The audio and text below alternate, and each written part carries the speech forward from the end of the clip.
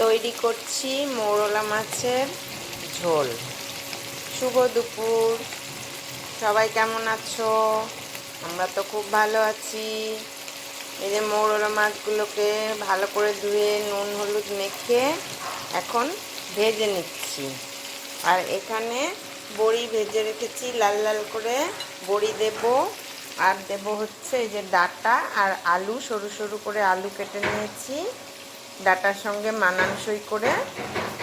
এখন মাছগুলো আমি ভালো করে ভেজে নিচ্ছি। মাছগুলো ভাজা হয়ে গেছে, এখন আমি এগুলোকে তুলে নিচ্ছি।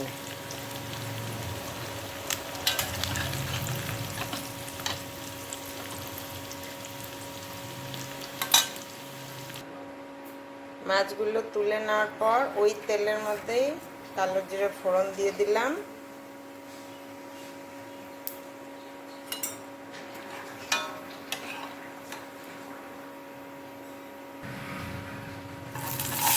ডাঁটা আলুটা ছেড়ে দিলাম।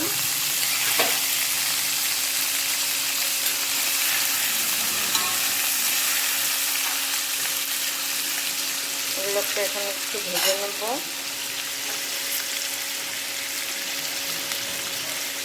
একটুখানি নুন দিলাম, পরে আবার দেব নুন।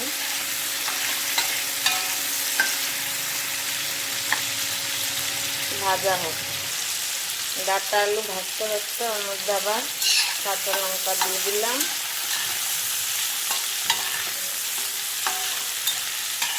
তোমরা চাইলে কাঁচা লঙ্কাটাকে বেটেও দিতে পারো, এর মধ্যে আরও কিছু মশলাও অ্যাড করতে পারো, জিরে আদা। আমি ওইসব কিছু দেই না, এরকম প্লেনই হবে।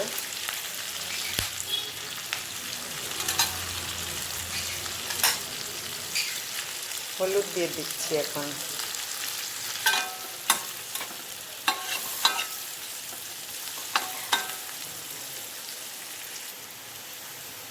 এখন আমি জল দিয়ে দিচ্ছি।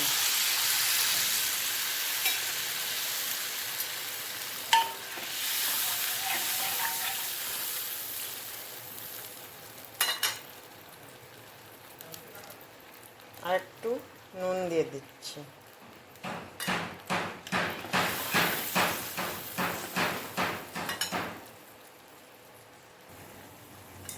যে ঝোল ফুটে গেছে, মাছ দিয়ে দিলাম। এখন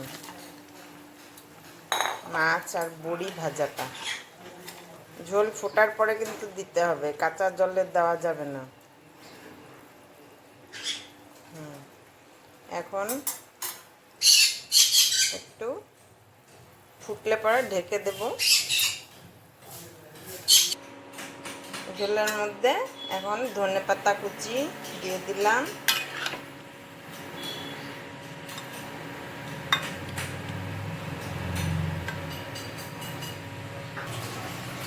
হয়ে গেল মৌরলা মাছের আলু ডাঁটা বড়ি দিয়ে ঝোল।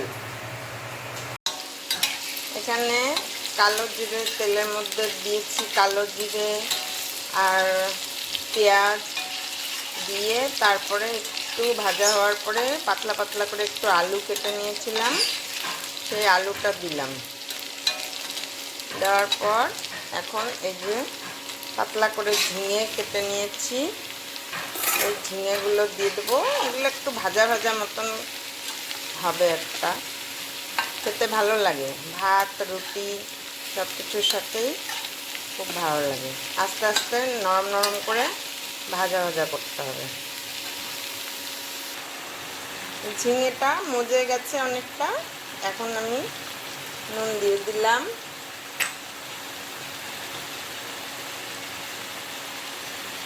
একটু হলুদ দিয়ে দিলাম, কয়েকটা কাঁচা লঙ্কা দিয়ে দিলাম।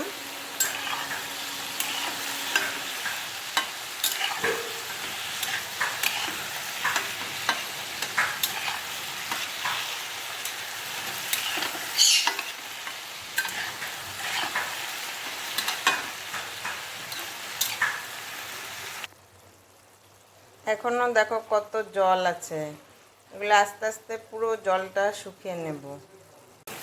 হয়ে গেছে ঝিঙেটা। এই যে এখন একটু মিষ্টি দিয়ে দিলাম। তোমরা চাইলে মিষ্টি নাও দিতে পারো। এভাবে বানাবা, খুব ভালো লাগবে খেতে।